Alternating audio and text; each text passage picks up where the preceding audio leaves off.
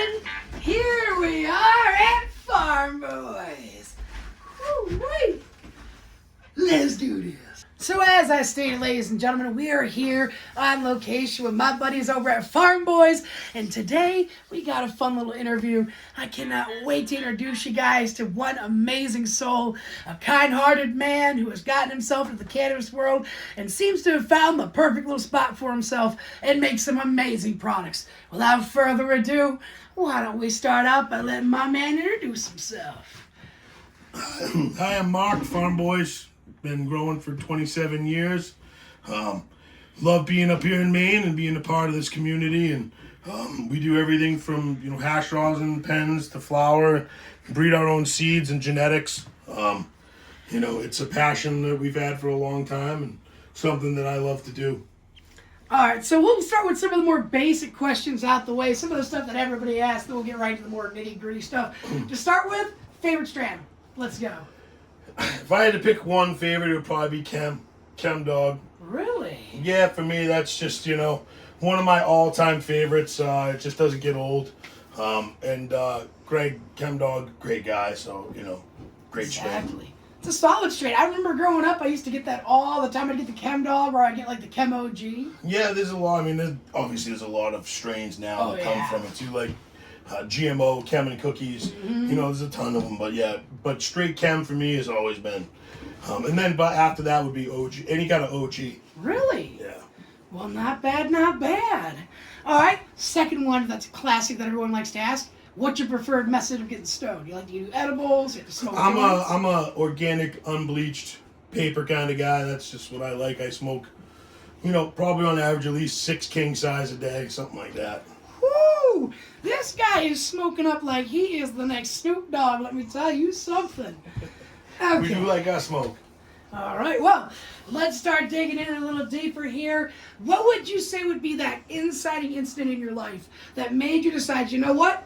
Cannabis, that's the path I want to walk in life.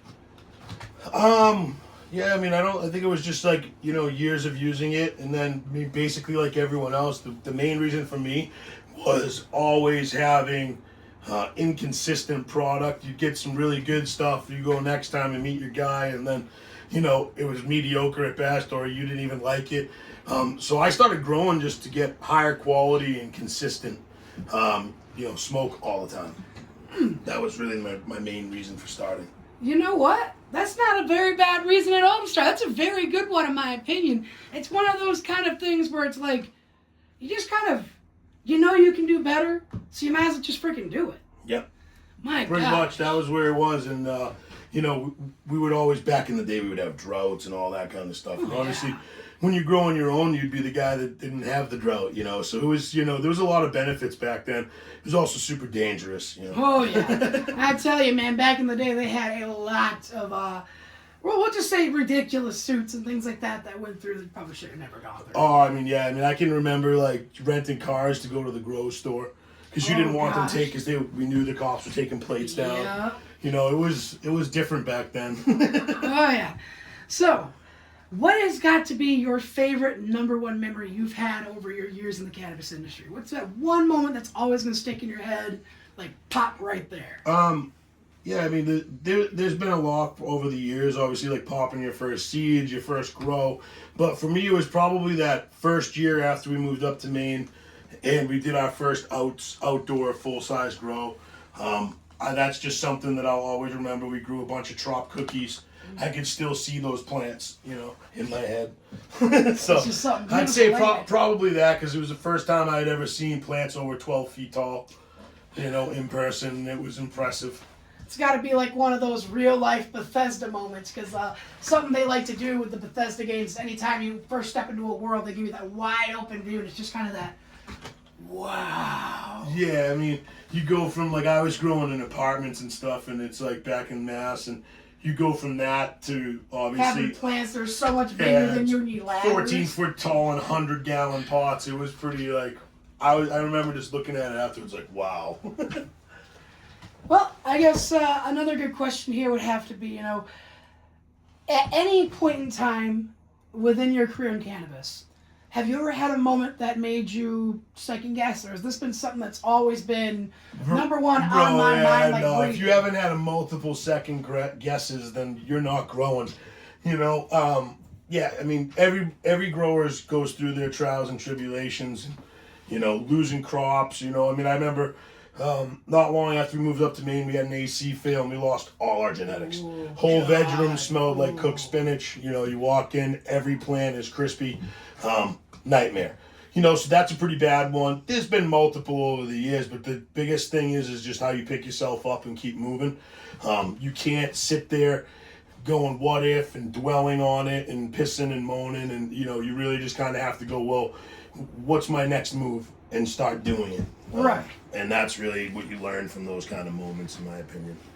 Let me tell you something, guys. If you're ever looking for wisdom for this kind of thing, this is the man you want to listen to. Like I said earlier, he's one of those kind-hearted people that's just there. And as I always tell you guys, I try to show you the good people that are going to sit there and give you the good products, not the people you're going to walk into a dispensary and they're going to go, yeah, this $100 eighth is fucking amazing. And they'll look at you and go, well, what are you looking for in particular? What do you need it to do? And let me tell you something, people. That is a very valuable thing to have, especially when it comes to having a bud tender or even just a business owner themselves.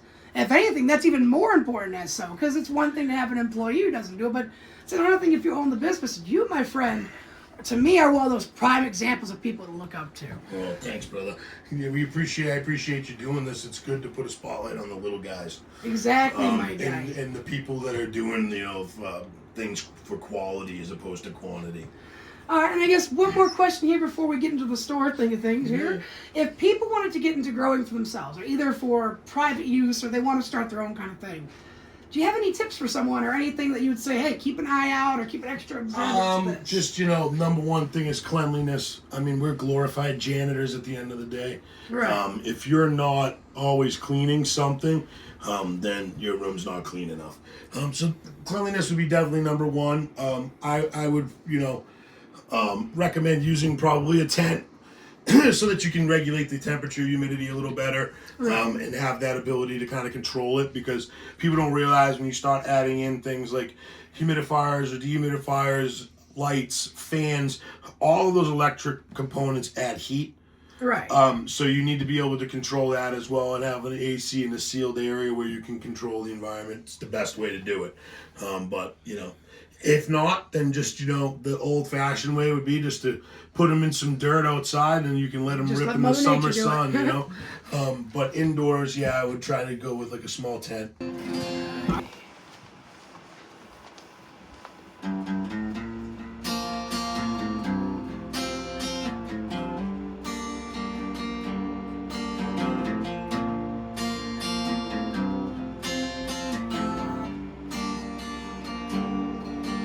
Mama told me when I was young, come sit beside me, my only son, and listen closely to what I say, and it'll help you on some sunny day.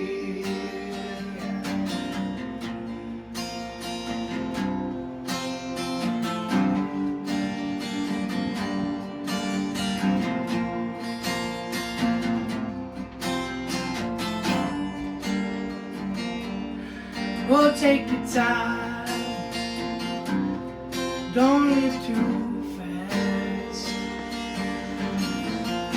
Troubles will come, they will pass. You'll find a woman, boy, you'll find love.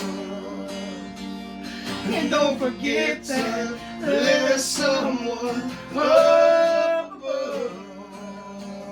Let me a simple kind of man, gonna be something you're gonna understand. Let me a simple kind of man. Oh, won't you do this for me, son, if you can?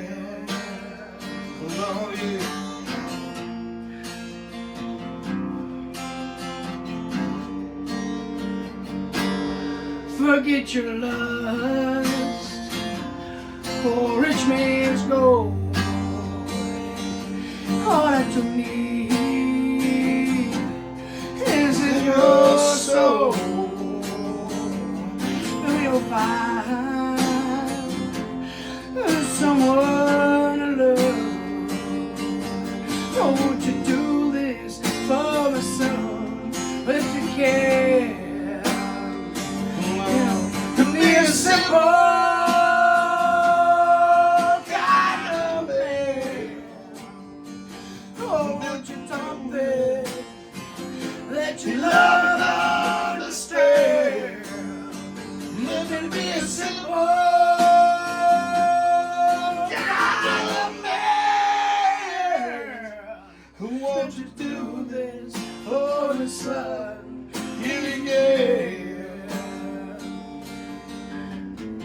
So the next thing we want to show off here at Pharmboyz and kind of spread the light on is their amazing assortment of seeds. And let me tell you something, if you're going to be growing and you want good seeds, this is my guy, I'm telling you right now. Why don't you tell us a little bit about him, my friend? Sure, yeah. I mean, we've got 2 different lines that we've done over the years and quite a few strains. These are just a couple.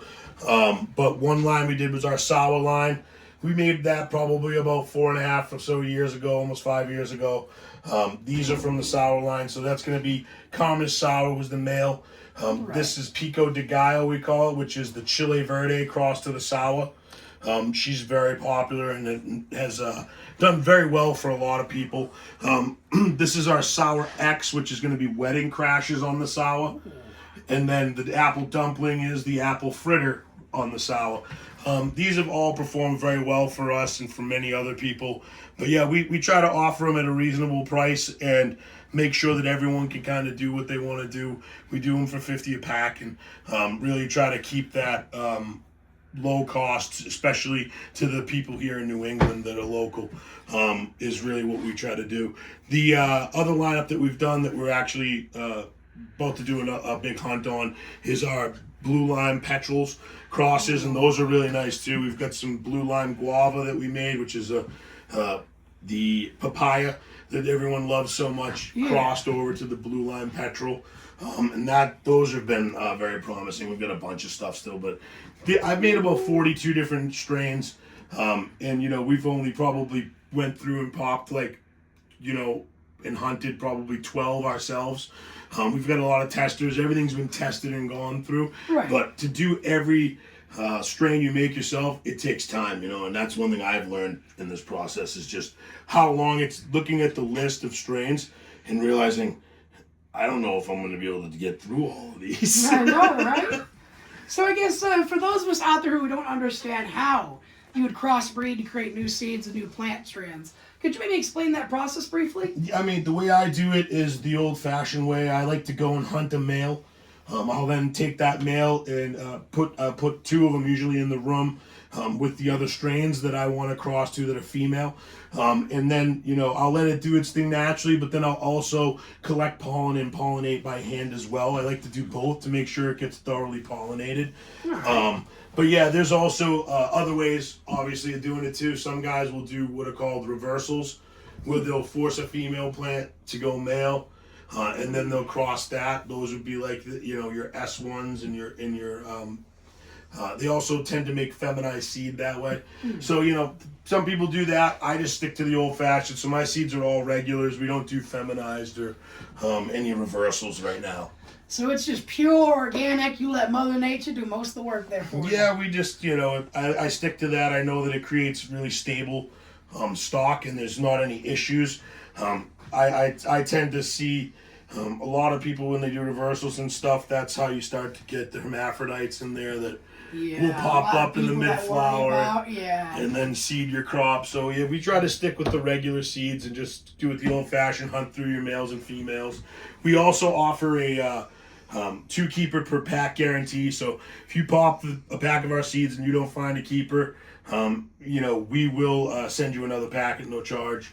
Not bad. See, he even gives you guys a guarantee. Like I said, this is one of those guys you want to come see. Whether you're getting seeds to get yourself started on something or you happen to be looking for a product yourselves. You know what I'm saying? Well, I guess why don't we take a look at some more? You know what I'm saying? Show us everything you want to show. These are our live resin carts here, the Apple 95. We have a few different various rosins, some banana OG and spritzer. And then we have our grammed out rosin collabs that we did with Aloha Apothecary here in Maine. They do a great job, and that's our Superior Fumes and our Papaya. Those are both really popular and do well. We're going to be doing a new collab with Aloha, hopefully soon, dropping off a Pido Papaya mix. Ooh, that's so going to be nice should and tasty. it should be pretty good. And then we just got a bunch of our new harvest trimmed up and on the shelf, you know. So we've got quite a few new strains up here now. We got Riptide Rush, Spritzer, Candy Fumes. We got the Pido, Black Maple, and Pink Starburst, which are all, like I said, just finished being trimmed and just hit the jars. Now, I've had your guys' Black Maple. That was some fire stuff right there. You guys already know.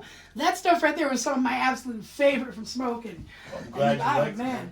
And then I just gotta say, the Pink Starburst and the Riptide look absolutely amazing. That Riptide's got a nice deep purple to it. Yeah, it kind of reminds me of like the Granddaddy Purple back in the day, the way that came out.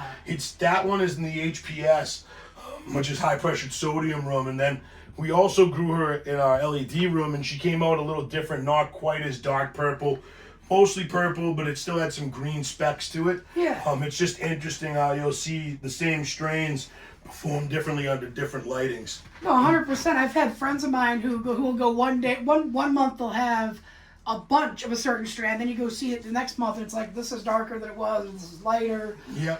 Sometimes that's just different lights or different rooms. You know, not every, that's why, you know, everyone's rooms are different and, you know, perform in different ways. So what does good for me may not do well for somebody else. You know, again, it comes down to your specific room, how you have it set up, and in the medium you use, and the feeds you use, and all of it is all part and parcel, and has a part to play in how the strains perform and come out. So. Perfect, dude. So, I guess, why don't we show them your top 3 favorite strains you've got currently up here? One of my favorites that I've been smoking on a ton is the Candy Fumes. That one is always just absolutely my favorite to smoke. It's the flavor. It's got the heavy Skittles terp with a little hint of sherb. Ooh, and that scent's real nice, too. Keeps me coming back. I always love the Spritzer. She's just got this unique terp that's really not like anything else. It's kind of almost like a grape banana bubblegum with a hint of gas. Very different. I really like her a lot. You know, and then, you know, I probably would say that my next would probably be the Black Maple, just like you said. And that's our cut that we hunted. Perfect. It's the number 6. And it's not the 22 that a lot of people run. It's different. And really just kind of known for its potency. It's super strong, very narcotic.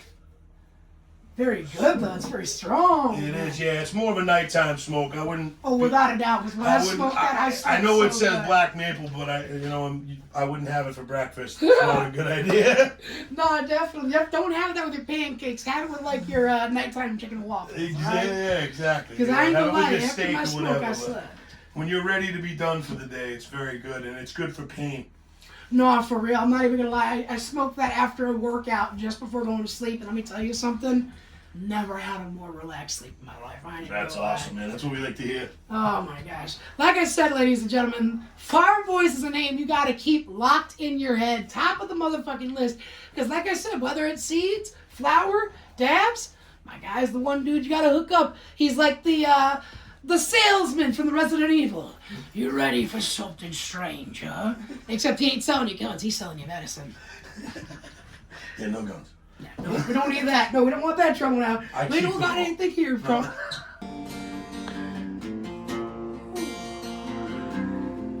That's right, ladies and gentlemen. Be a simple man. Take it easy in life. And don't let things hold you back. Because life is way too freaking short. We are not guaranteed an amount of time. We are gifted the time we got. Am I right or am I right on that one? 100%. Remember to keep it chill, my guys. You got any parting words for my friends back home? No, man. Just, smoke them if you got them. Heck yeah, ladies and gentlemen. Make sure you spark it up, light it up, and enjoy your evenings no matter what. that all being said, thank y'all for tuning in. Make sure to check out Pharmboyz and show them some love. I've told you guys once, I'll say it again. Some of the best you're going to find in Maine. Without further ado, take it easy, peace out, and have a lovely evening, everyone.